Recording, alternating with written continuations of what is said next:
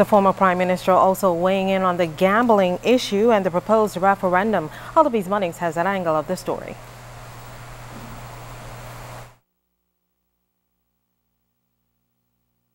Prime Minister and North Abaco Member of Parliament, the Right Honourable Hubert Ingraham, describes the government's proposed referendum on gaming. Mr. Ingraham believes Bahamians should vote on a referendum to decide whether or not they can gamble in casinos. We are singular in our decision in the Bahamas that excludes its citizens from being able to gamble in a casino. Nobody else in the world does that. That's because of our own peculiar history. In 1965, when the decision was made, it was also determined that Bahamians could not be croupiers in the casino. That you had to be from the Western Europe. You had to be Italian or one of them to be a casino croupier in the Bahamas. No Bahamian was a croupier in the Bahamas. In fact, at the time of independence in 1973, the then Prime Minister said at a press conference that as long as he was Prime Minister, there would never be a Bahamian croupier in the casinos in the Bahamas, because that was the established policy.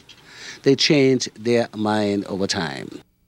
Mr. Ingraham reflected on his former government's intention to hold a referendum back in 2010, but he verified at his press conference Wednesday that a subject was not yet determined then. The former Prime Minister maintains, though, if his government had the chance to hold a referendum, casino gambling would be included. I don't know why it should be assumed that we should spend all this money on a referendum to deal with the question of gambling, when there are some issues. Like, for instance, I want you, as a female in this country, to have the same rights I have under the Constitution.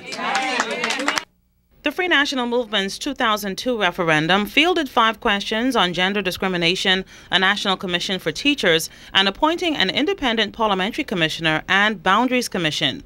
All 5 questions were rejected by voters, with between 62.8% and 70.9% voting against it.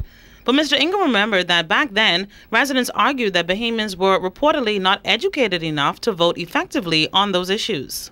So you can't make a deal with a number of fellas before the election, get their money, and then call upon me to support you or to vote for it. So you ask me the question whether I'm going to vote or not, I wouldn't waste my time on such a referendum. Hubert Ingraham, ZNS News.